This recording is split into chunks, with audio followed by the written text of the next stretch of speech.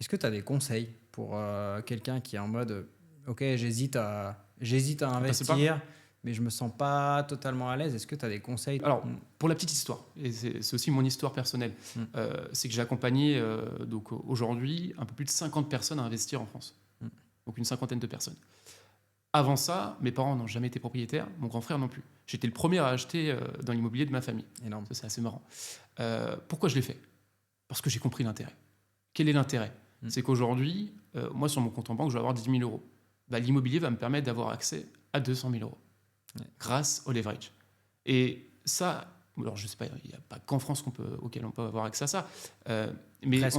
Si. on est l'un des rares pays qui donne accès à la dette avec si peu de taux. Donc il faut s'en rendre compte aujourd'hui. Si peu d'épargne. Si peu d'épargne et de taux aussi. Enfin, les taux restent quand même relativement accessibles comparé à il y a des dizaines d'années où tu avais des taux à 10, 20. Ouais. Enfin, là, aujourd'hui, on reste quand même sur un climat qui est très accessible. Alors sur les taux, déjà, petit point. Ouais. En ce moment, là, en 2026, moi, j'ai des clients. Nous, on fait acheter en France et en Espagne. En Espagne, j'ai des clients qui viennent du Mexique. Au Mexique, ils empruntent à 12% en ce moment. Non, vraiment. Aux États-Unis, ils empruntent à 7, 8. Bon. La Fed s'est calmée un peu. Ils sont calmés, mais bon, ça reste costaud. Ouais. Et après, dans les autres pays où c'est un peu catastrophique, j'ai un de mes meilleurs potes qui est turc.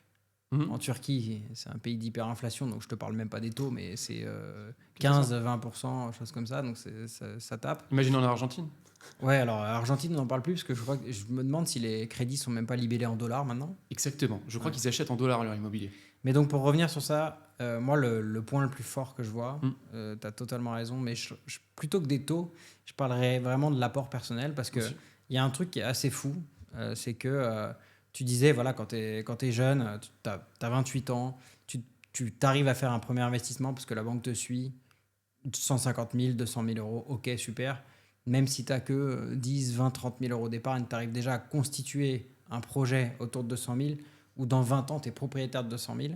C'est ça. Et cette capacité, ce levier-là, il est fou, parce que dans d'autres pays, y compris en Espagne, si tu veux acheter un appart à 200 000, il faut mettre sur la table 60 000 euros, 70 000 euros. En France, tu peux le faire en mettant 10 000, 15 000.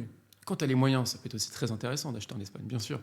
Oui, et ça l'est. Mais l'apport personnel, effectivement, en France, c'est une chance de pouvoir mettre aussi peu. On ne sait pas encore une fois combien de temps ça va rester comme ça. Parce qu'aujourd'hui, ça reste quand même un trou dans la raquette, comme l'est par exemple le LMNP, qui te permet de ne pas payer d'impôts sur des revenus que tu perçois en France.